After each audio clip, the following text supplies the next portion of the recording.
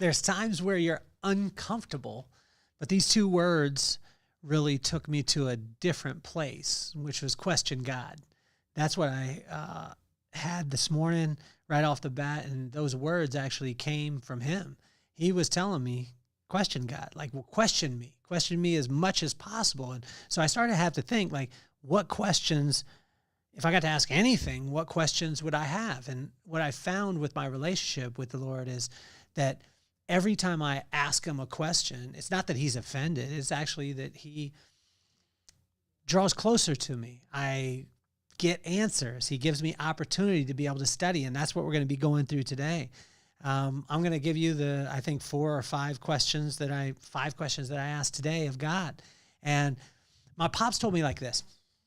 He came out of the garage one time and he was really, really fired up. And I said, Pop, you okay? And he said, yeah, I was just in the garage yelling at God.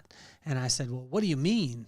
He said, well, he wants us to question him. He wants us to yell at him. He wants us to be real with him because he already knows what's in our heart.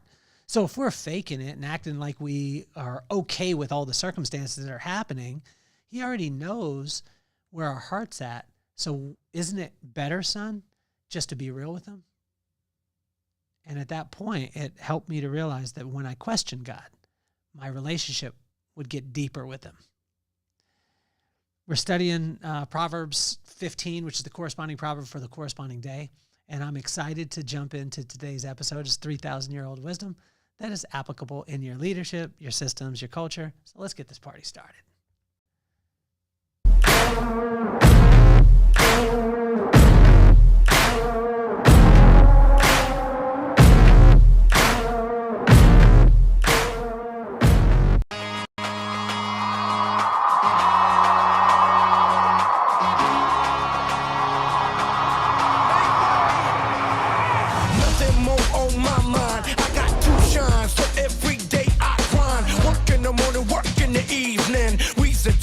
Cause we believing it's for certain. We put the work in.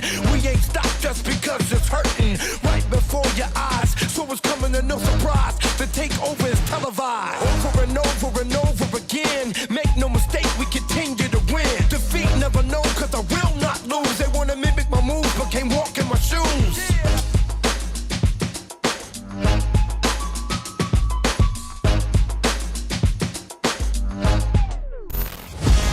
What if you had access to the one who owned it all? What if you had access to the one that could give you access to everything? Well, see, membership has its privileges, but your heart will give you access.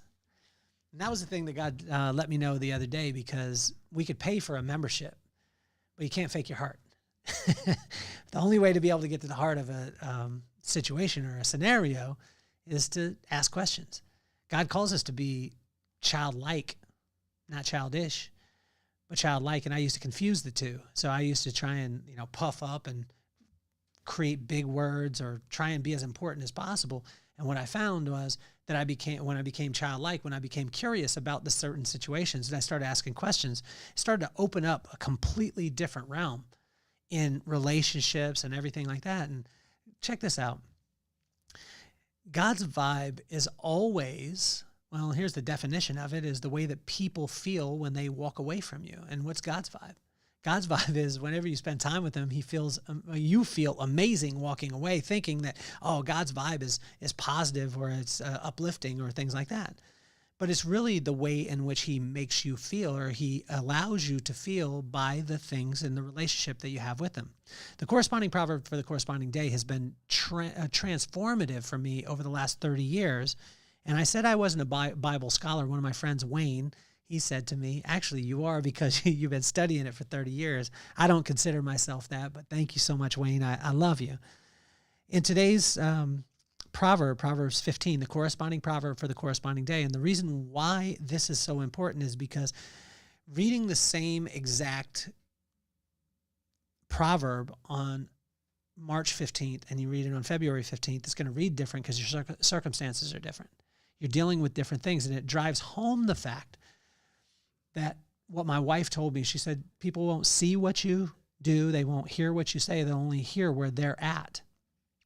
And you'll hear different words based off of where you're at in your circumstances when you read the corresponding proverb for the corresponding day. But that 3,000-year-old principle-based wisdom will be able to speak to you in that in those scenarios.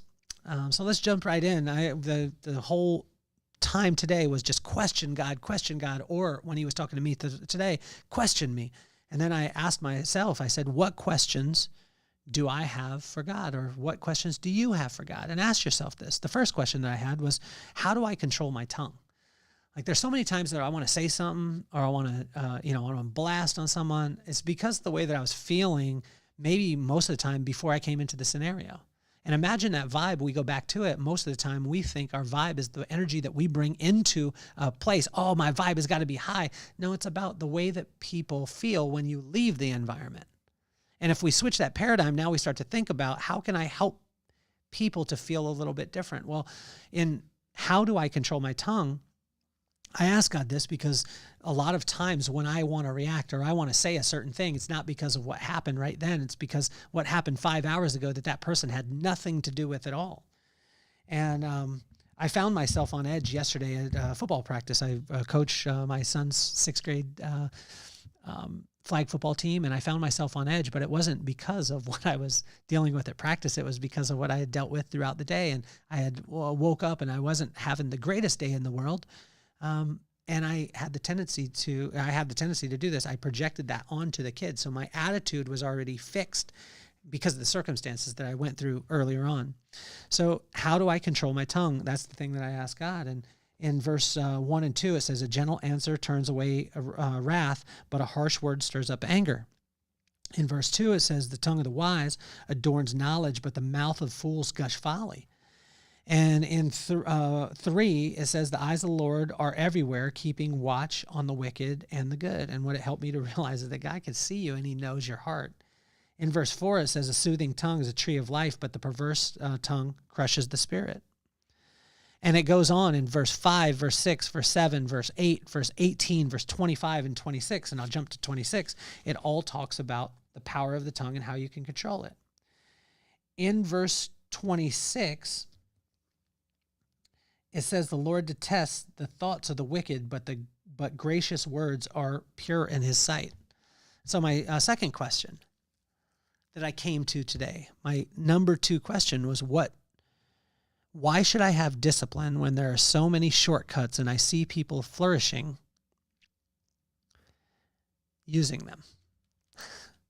This is a question that I run into a lot in myself. I watch, and God says, like, wisdom, it's the slow process. It's the slow burn. Build the foundation. Do the right thing. And then I look around the world, and this is bad because I compare myself, but I want you to know that maybe I'm human just like you, or maybe you never do this. But I look around and I'm like, look at all those people taking shortcuts. Look at all those people that are not building a foundation. Look at all this. Why is it, God, that you want me to go slow and build this foundation that's going to be what you say so strong? But in my eyes, it just takes longer. And then I see people flourishing in other situations, and they maybe aren't the greatest in the world. I questioned this a lot when my pops passed away.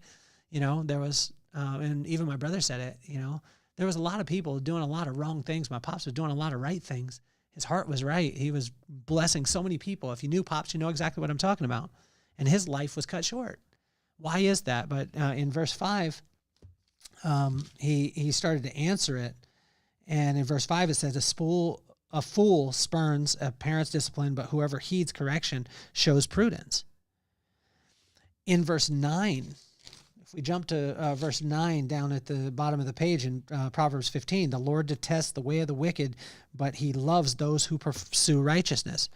In verse 10, a stern discipline awaits anyone who leaves the path, and anyone who hates correction will die. In verse 11, it says, death and destruction lie open before the Lord. How much more do human hearts? So you know why you're doing it as opposed to just what you're doing. And he goes on in verse 12 and verse 16, verse 17, verse 27 to answer the question. Sometimes it's not the answer that I want, but he definitely answers it. My third question this morning, how does the joy of the Lord pass all understanding? Because we hear this all the time. And I just asked why, like, how does it do that? And so in verse 30, it says, light in a messenger's eyes brings joy to the heart, and good news gives health to the bones. Light in a messenger's eyes, they say the eyes are the window to the soul. So light, it means that your soul is light and is flourishing. How does that happen? When we have a right relationship with God. What's a right relationship with God? Just being present with him, having a conversation, not through ritual or religion, but just having a conversation. Brings joy to the heart. What's joy? Fall in love with your current circumstances and allowing magic to happen. It's not having all the perfect things happen, but that when that joy comes to the heart, it says good news bring health to the bones, health to the body. And in verse 13, 15, 20, 23, he answers how joy passes all understanding. And the question 4 that I had was, why should I seek wise counsel? In verse 22, it says, plans fail for lack of counsel, but with many advisors, they will succeed. In verse 24, it says, the path of a life leads upward for the prudent. Prudent is a person who takes care or thought of the future to keep them going down, or to keep them from going down to the realm of the dead. In verse 20, let's see, it goes, a wise son brings joy to his father, but a foolish man despises his mother. So, I went backwards in that. So let's go to 25 in this. The Lord tears down the house of the proud, but he sets the widow's boundary stones in place. And the final question that I had today is, why should I fear the Lord? Or why should I fear you, God? Like he says, the beginning of wisdom is the fear of fear of the Lord. The fear of the Lord is the beginning of wisdom, right? So not fear and trembling, but fear as far as respect. But I wanted to know, why should I fear you? Because it's a cycle, right? So if you fear God, then you get wisdom. Wisdom is the right use of knowledge. So if we fear God or respect him, then we gain wisdom. Wisdom is the right use of knowledge. That means that next we gain knowledge. When we gain knowledge of him, then he gives us understanding. When he gives us understanding, he gives us insight. That insight will lead to discretion. Discretion will lead to discipline. Discipline will lead to strength. And that strength will ultimately lead us back to the fear of God. So I asked myself, why should I fear you in the first place, God? And he answered this. In verse 33, it says, wisdom's instruction is to fear the Lord, and humility comes before honor. Wisdom's instruction is to fear the Lord. The beginning of wisdom is fear of God. But why should I fear you? Well, he said, if you spend time with me, I'll show you that before I'll ever honor you, you need to be humble. And if you're humble, then you'll spend time with me. You'll understand my character. And when you understand my character, it'll cause you to respect me, because I have never lied, I never will, and I'm consistent with my word. And when that happens, and we gain respect for him, that's the fear of God. But he says to stay humble, and that humility comes before honor, because he wants to honor us at the highest level, but he wants us to be humble before he honors us, because when we turn around and tell someone why we are in such honor, right, why we have access, right? Membership has its privileges, but our heart will give us access. Why do we have access? Because we serve the Most High. And that's the only reason. And so what he wants us to do is, once we gain access, when we gain access to that environment, he wants us to tell our testimony about him, and that it has nothing to do with us, but has everything to do with who built us and who we commune with. And when we fear him, it brings wisdom. Wisdom brings knowledge. Knowledge brings understanding, insight, discretion, discipline, and discipline brings us right back to strength, and that strength will bring us right back to the fear or respect of God.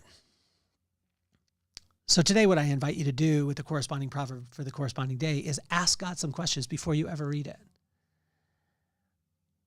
And I encourage you on your journey to question him. When you question God, your relationship will go to a completely different level. It's been Proverbs 15, the corresponding proverb, corresponding day, 3,000-year-old wisdom that, you know what, is applicable in leadership systems, culture, every single aspect, our relationships, everywhere in our life. I want to thank you so much for tuning in